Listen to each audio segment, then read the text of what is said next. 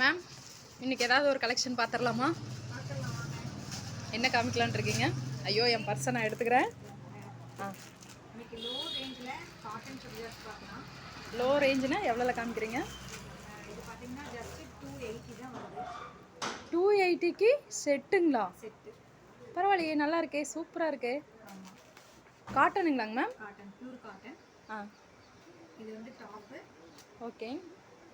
இது வந்து பாட்டம். ஓ, ஜஸ்ட் சூப்பராக இருக்குங்க மேம். உங்கள் ஃப்ரெண்ட்டு நல்லா காமிங்க. இதில் உங்களுக்கு 4 கலர்ஸ் இருக்குது. ஓகேங்க மேம்.